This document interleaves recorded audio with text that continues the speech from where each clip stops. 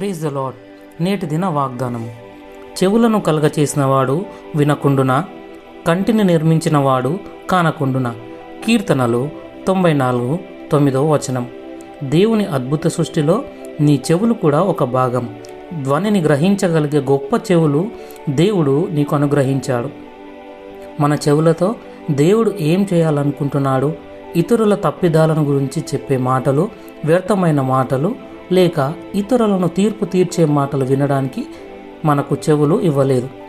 ఒక వ్యక్తి నీ దగ్గరకు వచ్చి మరో వ్యక్తి గురించి చెడుగా మాట్లాడుతూ, ఇటువంటి మాటలు వినేందుకు నాకు సమయం లేదు, నాకు వేరే పని ఉంది, అయినా ఇటువంటి మాటలు నాకు ఇష్టం లేదు అని చెప్పే ధైర్యం నీకు ఉండాలి.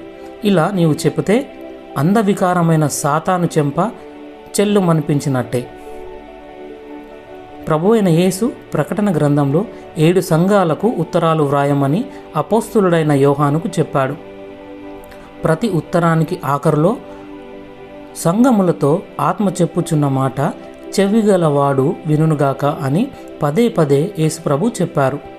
కాబట్టి పరిశుద్ధాత్ముని స్వరానికి, దేవుని మాటలు వినడానికి నీ చెవులు బాగుగా తెరువు. నీ 2 చెవులపై చేతులుంచుకొని ఇలా ప్రార్థించు. ప్రార్థన. ప్రభువైన యేసు, అనవసరమైన వ్యర్థమైన మాటలు, విమర్శలు వింటూ నిన్ను బాధ పెట్టాను. నీ ప్రశస్త రక్తంతో నా చెవులను కడిగి పరిశుద్ధపరచు. శ్రద్ధతో నీ మాటలు వినడానికి, పరిశుద్ధాత్మని స్వరం వినడానికి నాకు నూతన చెవులు అనుగ్రహించు. యేసయ్య నీకు వందనములు. యేసయ్య నామంలో ప్రార్థిస్తున్నా తండ్రి. ఆమెన్.